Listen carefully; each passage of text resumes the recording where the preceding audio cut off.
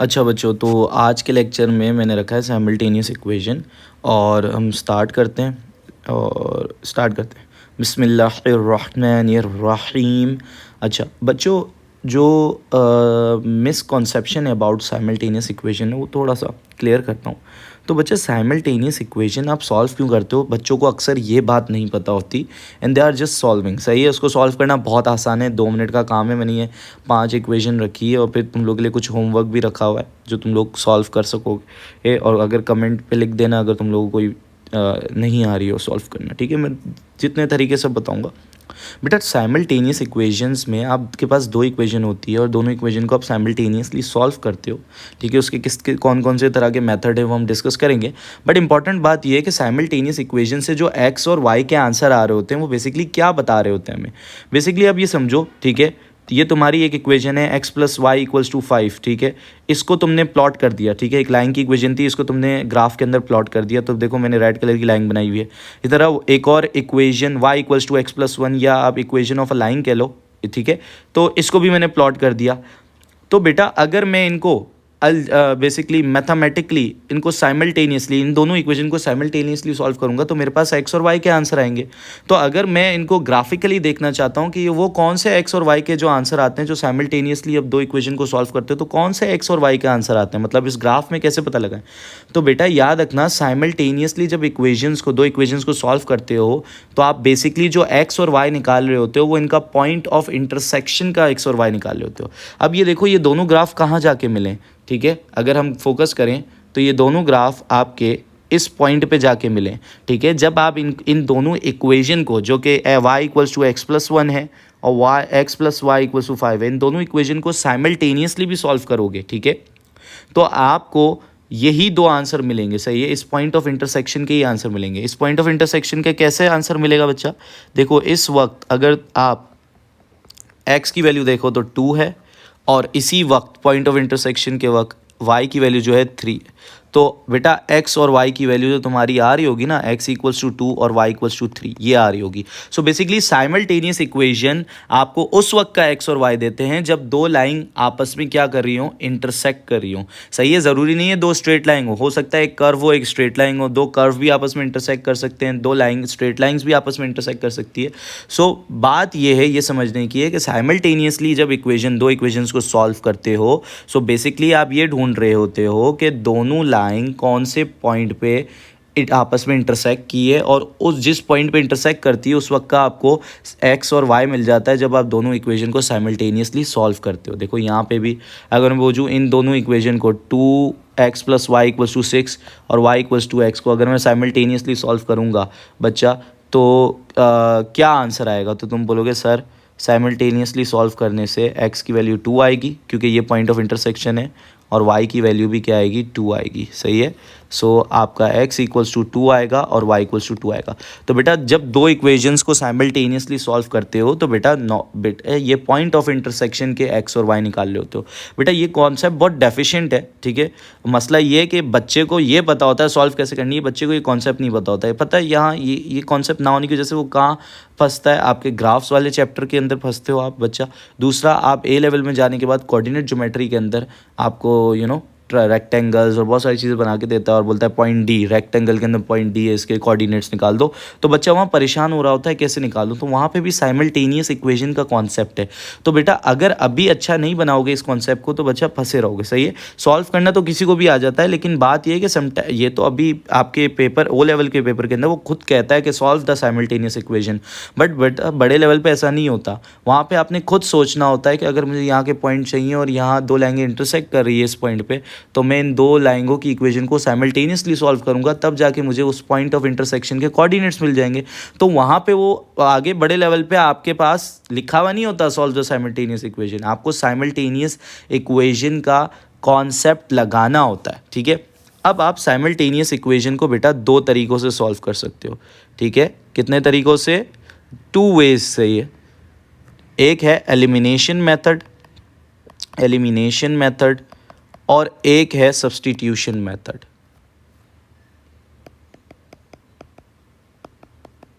ठीक है, सो एक है एलिमिनेशन, एक है सब्स्टिट्यूशन मेथड। बेटा मैं दोनों दिखाऊंगा इन 5 क्वेश्चन में, और मैं कहाँ पे कौन सा मेथड क्यों लगा रहा हूँ और क्यों मेरे लिए आसान है वो भी बताऊंगा, ठीक है। तो बच्चा सबसे पहले जो भी इक्वेशन गिवन हो ना उसको लेबल कर दो, ठीक है। तो लेबल कर रहे हैं इसको, ये इक्वेशन 1 हो गई, ये इक्वेशन 2 हो गई, ठीक है। अब कुछ नहीं करना, थोड़ा सा गौर करो, अभी हम बात करें एलिमिनेशन मेथड की, ठीक है। तो अब मैं क्या करूँगा, इक्वेशन 2 को मल्टीप्लाई बाय 3 कर दूंगा, सही है। मैं क्या कर दूंगा, इक्वेशन 2 को मल्टीप्लाई बाय 3, पूरी इक्वेशन को, ठीक है।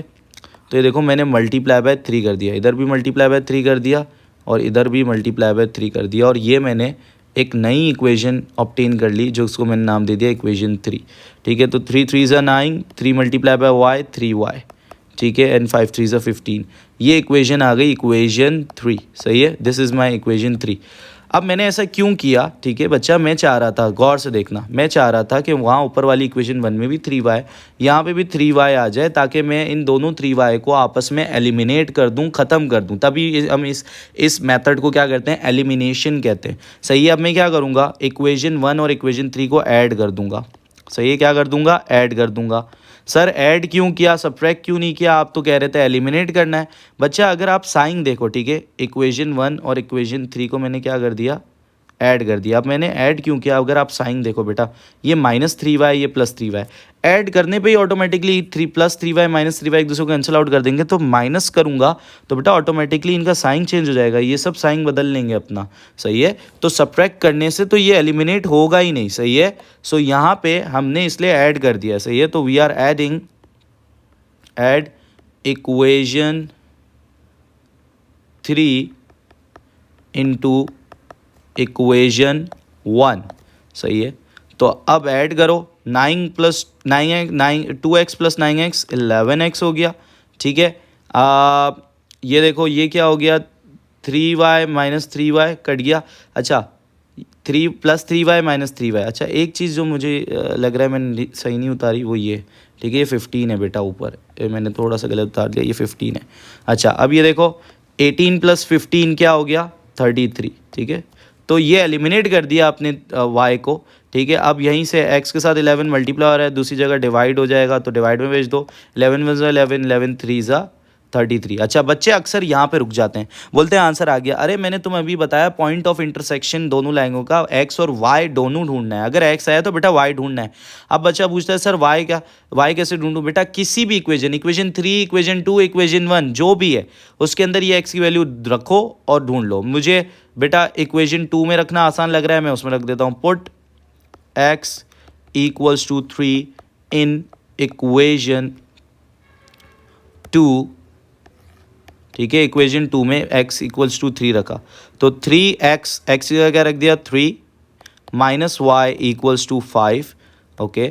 3 3 ज़ा 9, 9 - y = 5, ओके। -y को इधर भेज दो और यहाँ 5 प्लस हो रहा है, वहाँ जाके माइनस हो रहा है। तो 9 - 5 = y, y क्या आ गया, 4 आ गया, सही है। तो y4 आ गया। तो बेटा ये जो दो इक्वेशन अगर जब इनको तुम प्लॉट करोगे इन लाइनों को ग्राफिकली, तो ये जिस पॉइंट पे इंटरसेक्ट कर रहे होंगे दोनों लाइन उस पॉइंट के x और y क्या है, x क्या है 3 है और y क्या है 4 है। तो बेटा एलिमिनेशन मेथड नाम से समझ में आया, basically you are trying to eliminate, सही है। कोई एक टर्म, कोई एक वेरिएबल को आप क्या करने की कोशिश करो, एलिमिनेट करने की कोशिश करो। अब देखो ये एग्जाम्पल लेते हैं। अच्छा बच्चे अक्सर ना सेम, अच्छा देखो एलिमिनेट करने के लिए पहले सेम भी बनाना पड़ता है, ठीक है। जैसे यहाँ y था तो बेटा इसको मल्टीप्लाई बाय 3 किया ताकि ये 3y के इक्वल है, तभी तुम एलिमिनेट कर पाओगे, सही है। अच्छा आप थोड़ा सा समझना यहाँ पे भी ना, अब देखो तुम क्या करते हो, तुम x पे ध्यान देते हो, बोलते हो ये 4x है ये 3x है, बोलते हो दोनों को 12 बनाते हैं, इसको पूरे को मल्टीप्लाई बाय 3 करवाते हो, इसको पूरे को मल्टीप्लाई बाय 4 करवाते हो, पूरी इक्वेशन को बहुत मैं इसको कहता हूँ बहुत लंबा करते हो, ठीक है। बच्चा वैसे ही कम मार्क्स की आती है, इतनी ज़्यादा मार्क्स की आती नहीं है। और बेसिकली जब शॉर्टर वे से कोई काम हो सकता है तो क्यों आप क्या बोलते हैं अपने आप को इतना दिमाग वहाँ पे लगाओ, कहीं और आप दूसरे सवालात में अपना दिमाग लगा सकते हो। तो बेटा मैं दिखाऊं और आसान तरीका क्या है, सिर्फ एक इक्वेशन को मल्टीप्लाई करना पड़ेगा। यहाँ 2y है तो बेटा यहाँ पे y है, तो इस पूरी इक्वेशन को खाली मल्टीप्लाई बाय 2 कर दो, बस सिंपली, ठीक है। तो अब दोनों इक्वेशन को मल्टीप्लाई नहीं करना पड़ रहा तुम्हें, देख रहे हो। तो मैंने अभी पहले लेबल कर दिया इनको इक्वेशन 1 और इसको मैंने नाम दे दिया इक्वेशन 2, और मैं क्या कर रहा हूँ, इक्वेशन को 1 को मल्टीप्लाई बाय 2 कर रहा हूँ, ठीक है। पूरी इक्वेशन 1 को क्या कर रहा हूँ, मल्टीप्लाई बाय 2 कर रहा हूँ। तो मल्टीप्लाई बाय 2 कर दिया तो ये हो गया 2 4 ज़ा 8, 2 1 ज़ा 2, सो 2y इक्वल्स टू 22। सही है, ये नई इक्वेशन आ गई जिसको मैंने नाम दे दिया इक्वेशन 3। अब देखो, अब मुझे कैंसिल आउट करना है, तो मैंने इक्वेशन 1 से ये इक्वेशन 3 ऑब्टेन की। अब इक्वेशन 2 और इक्वेशन 3 को आपस में ऐड करूंगा, सबट्रैक्ट करूंगा।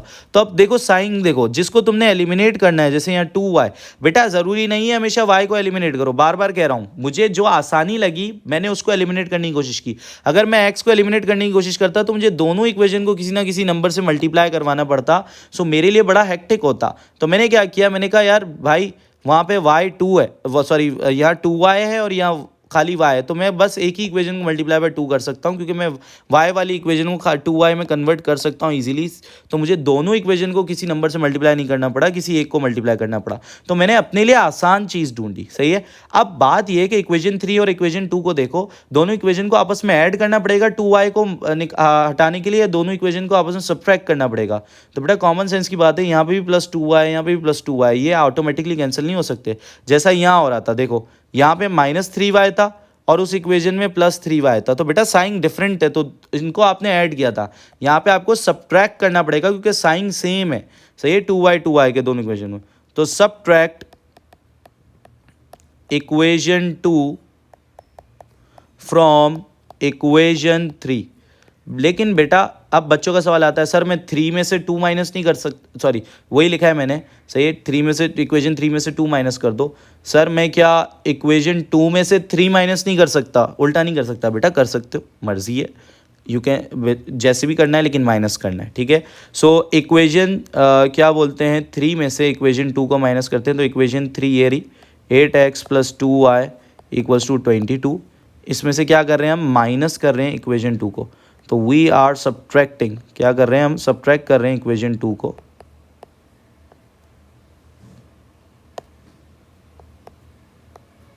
ठीक है, तो जब आप माइनस करते हो ना बेटा, एक बात याद रखना, सबके साइन बदल जाते हैं, ठीक है।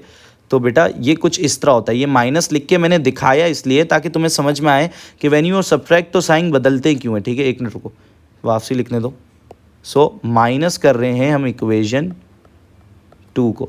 तो बेटा जब माइनस करते हो तो साइन क्यों बदलते हैं, बिकॉज ये माइनस समझ लो सबसे मल्टीप्लाई होता है। सही है, तो इसलिए सबके साइन बदल जाते हैं। सही है, तो अगर +3x है तो वो -3x हो जाएगा, +2y है तो वो -2y हो जाएगा, +7 है तो वो -7 हो जाएगा। सही है, सो बेसिकली साइन इसलिए बदलते हैं। अब देखो +2y -2y कट गया, 8x - 3x 5x बचा, 22 में से 7 निकालो, कितना बचा, 15 बचा। सही है, अब x = 15/5, तो 5 1 ज़ा 5, 5 3 ज़ा 15, x आ गया 3। बच्चा यहाँ नहीं रुकना, बार बार बताया है कि y ढूंढना है ज़रूर, तो आप y ढूंढो। सही है, किसी भी एक इक्वेशन, मैं इक्वेशन 1 में पुट कर देता हूँ x की वैल्यू 3 और y ढूंढ लेता हूँ, तो पुट x = 3 इन इक्वेशन 1। सही, इक्वेशन 1 में x = 3 डाल दिया, तो 4x जहाँ 3 डाला प्लस y = 1 मिनट बच्चा, = 11। सही है, = 11, तो 4 3 ज़ा 12 हो गया, 12 वहाँ गया, तो 11 - 12, ठीक है। और y = क्या आ गया, -1 आ गया बच्चों, ठीक है। तो ये दो इक्वेशन जिस पॉइंट पे आपस में इंटरसेक्ट कर रही हैं, ये जो दो इक्वेशन की लाइन जो आपस में इंटरसेक्ट कर रही है, उस इंटरसेक्शन पॉइंट का जो x है 3 है और y -1 है, ठीक है।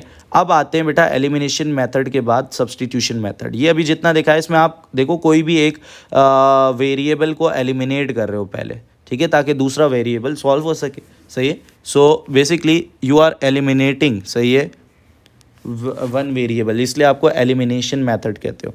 अब बात करते हैं सब्स्टिट्यूशन पे। बेटा सब्स्टिट्यूशन में आप कुछ नहीं करते हो, सबसे पहले ना सब्जेक्ट बनाते हो किसी एक चीज़ को। क्या बनाते हो, सब्जेक्ट। सही है, यानी एक साइड पे कोई चीज़ अलग कर दोगे, ठीक है। तो मैं क्या कर रहा हूँ, इक्वेशन 1 को इस्तेमाल कर रहा हूँ, ठीक है, 3x - y, और यहाँ पे y को सब्जेक्ट बना रहा हूँ, ठीक है। तो y यहाँ माइनस हो रहा है, वहाँ ले गया मैं, तो ये हो गया y = 3x। सही है, तो y क्या बन गया, सब्जेक्ट, यानी एक साइड पे y मैंने अलग कर दिया। सही है। तो बेसिकली क्या है, सब्स्टिट्यूशन मेथड में आप x हो y हो किसी भी एक चीज़ को क्या कर देते हो, सब्जेक्ट बनाते हो।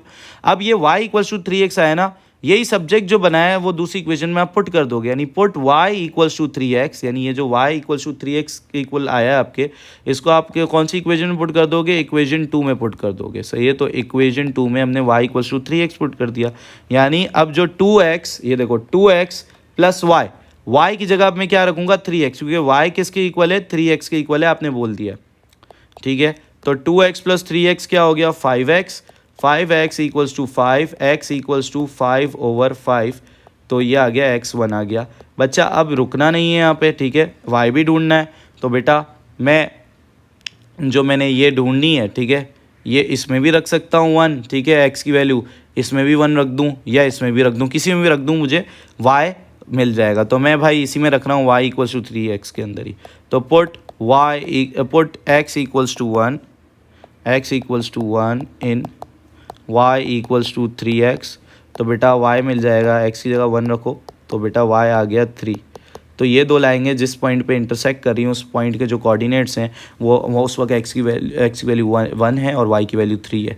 अच्छा, बच्चे ने सवाल पूछा सर हम एलिमिनेशन लगाएं सब्स्टिट्यूशन लगाएं। बच्चा जो फिजिबल लगता है, और मैं तुम्हें एक बात बताऊं, तुम सब्स्टिट्यूशन जब लगाओगे जहां तुम्हें इस तरह सब्जेक्ट बनाना आसान मिल रहा है। मैंने ये स्पेशली क्यों साइमल्टेनियस इक्वेशन में तुम्हें सब्स्टिट्यूशन देखा है कि मुझे पता है यार उस तरफ 0 है मेरे लिए और इस तरफ खाली y है, तो मेरे लिए y को सब्जेक्ट बनाना बहुत आसान है। सही है। तो सब्स्टिट्यूशन जब लगाते हो जब सब्जेक्ट बनाना आसान है। सही है। एलिमिनेशन जब लगाओगे जब एलिमिनेशन करना आसान है। और क्या सर, जिसमें एलिमिनेशन किया है वहाँ सब्स्टिट्यूशन नहीं कर सकते, बेटा वहाँ पे सब्स्टिट्यूशन के थ्रू भी सॉल्व कर सकते हो। जहाँ सब्स्टिट्यूशन किया है सर वहाँ एलिमिनेशन नहीं कर सकते, बेटा उसको आप एलिमिनेशन के थ्रू भी सॉल्व कर सकते हो। नो वरी, हर जगह दोनों चीज़ें लगा सकते हो। सही है।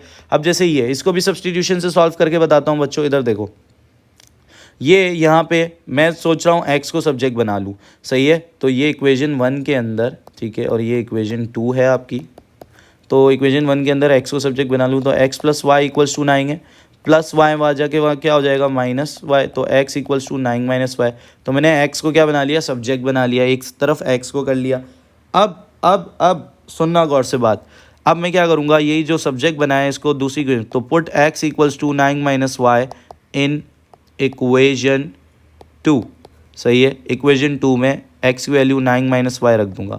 तो x की जगह मैंने क्या रख दिया, 5x था तो 5x की जगह 9 माइनस वाई रख दिया, माइनस 2y इक्वल्स टू 4। अब ये 5 मल्टीप्लाई करो, 5 9 ज़ा 45, 5 मल्टीप्लाई बाय वाई 5y, ये माइनस 2y इक्वल्स टू 4। ठीक है। माइनस 5 माइनस 2y कितना हो जाएगा, माइनस 7y, और ये 45 यहाँ प्लस हो रहा है, वहाँ जाके क्या हो जाएगा, माइनस हो जाएगा। सो 4 माइनस 45। सही है। ये आया। अच्छा, और एक मिनट बच्चा, मैं देख रहा हूँ कि मैंने कुछ गलती तो नहीं की। x equals to 9 minus y, 5 9 ज़ा 45, 5 1 ज़ा 5, ठीक है, माइनस, ठीक है, okay, minus 7y equals to क्या आ गया, 4 माइनस 45 माइनस 41। ठीक है। ये कटा y से सॉरी माइनस से माइनस कटा, ठीक है, 41 ओवर 7। सही है। y क्या आया, 41 ओवर 7। ठीक है। ज़रूरी नहीं है बच्चा कि आपका आंसर हमेशा ऐसे प्रॉपर उसमें आए 1 2 3 4, फ्रैक्शंस में भी आ सकता है, डेसिमल में भी आ सकता है। ठीक है। अब कुछ नहीं करना, अब y आ गया। अब आपने क्या करना है, किसी भी एक जगह y डालना है यही इक्वेशन में, और क्या कर देना है, x ढूंढ लेना है, रुकना नहीं है यहाँ पे, x और y ढूंढना। तो put y equals to 41 over 7 in equation 1 डाल देता हूँ मैं। सही। तो x plus y equals to 9 लिखा है ना, तो x प्लस वाई क्या हो गया, 41 ओवर 7 इक्वल्स टू 9। ठीक है। ये यहाँ प्लस हो रहा है फ्रैक्शन, वहाँ जाके माइनस हो जाएगा, 41 ओवर 7। बेटा एलसीएम लो तो 9 मल्टीप्लाई बाय 7 डिवाइडेड बाय 7 हो गया, माइनस 41 ओवर 7 हो गया। एलसीएम 9 7 ज़ा कितना होता है, 63। ओए होए 63 माइनस 41 ओवर 7, 63 माइनस 41 करते हैं तो कितना हो गया, तो 41 प्लस 2 43 होता है, एंड ये मेरे ख्याल से 22। सही है। 22 ओवर 7 आ गया। सो x आ गया 22 ओवर 7। सही है। सो बच्चों देखो कितना बेसिकली आसान है, ठीक है। और ये बात समझ आ रही है कि सब्स्टिट्यूशन और एलिमिनेशन तुमने कहाँ कहाँ लगानी है, दोनों जगह लगा सकते हो, डिपेंड करता है तुम्हें कहाँ आसानी हो रही है, सही है ये लगाने में, ठीक है। तो टेंशन नहीं लेनी तुम लोग ने, तुम जो ये परेशान होते हो कि सर किधर लगाएं किधर नहीं लगाएं, हर जगह लगा सकते हो, ठीक है। ये भी है, ठीक है। अब ये देखो एक वैरायटी मैंने दिखाई है, बच्चे परेशान होते हैं सर ये अजीब सी क्या आ गई, इक्वल्स टू के उधर ज़ीरो क्यों है। अरे तुम उधर भेज दो भाई, इसी को इधर भेज दो भाई। तो ये 5x माइनस 3y और माइनस 2 था, उधर जाके 2 हो गया, इसको भी चेंज कर लो, x प्लस 5y और इधर माइनस 6 था, उधर जाके क्या हो गया 6 हो गया। इधर सॉल्व कर, ऐसे ही सॉल्व करनी है तो ऐसे ही सॉल्व कर लो, कोई फ़र्क नहीं पड़ता। अब देखो इधर सुनो, यहाँ पे मैं सोच रहा हूँ x को एलिमिनेट कर दूँ, तो बेटा ऊपर 5x है, इधर क्या है x है, तो मैंने कहा इस पूरी इक्वेशन को मल्टीप्लाई बाय 5 करवा दो। तो क्या हो गई ये equation 5x plus 25y plus equals to 30। अब क्या किया, ये जो इक्वेशन 3 आई तुम्हारे पास और ये जो इक्वेशन 1 थी, इन दोनों को आपस में क्या करवा दोगे बेटा, देखो 5x दोनों को मैं एलिमिनेशन से करवा रहा हूँ, सही है। तो दोनों के साइन सेम है, तो मैं दोनों को आपस में सब्ट्रैक्ट करवाऊँगा। तो सब्ट्रैक्ट इक्वेशन 1 फ्रॉम 3, इक्वेशन 3 में से इक्वेशन 1 को सब्ट्रैक्ट कर दो। तो इक्वेशन 3 में से इक्वेशन 1 को क्या कर दो, सब्ट्रैक्ट कर दो, ठीक है। तो अब आपको पता है जब आप सब्ट्रैक्ट करते हो तो साइन चेंज हो जाते हैं, यानी क्या होगा, सुनना गौर से बात, ये +5 था ये -5 हो गया, ये -3y था ये +3y हो जाएगा, और ये +2 था ये -2 हो गया, ठीक है। तो साइन चेंज हो जाते हैं। तो 5x माइनस 5x कट गया, 25 प्लस 3y क्या हो गया 28y हो गया, एंड 30 माइनस 2 कितना हो गया 28 हो गया, सही है। तो y इक्वल्स टू 28/28 क्या आया आंसर 1 आया, सही है। आंसर y इक्वल्स टू 1 आ गया बेटा। तो अब किसी भी एक इक्वेशन में बेटा y इक्वल्स टू 1 रख दो, मैं इक्वेशन 1 में रख देता हूँ, ठीक है। तो put y equals to 1 in equation 1, ठीक है।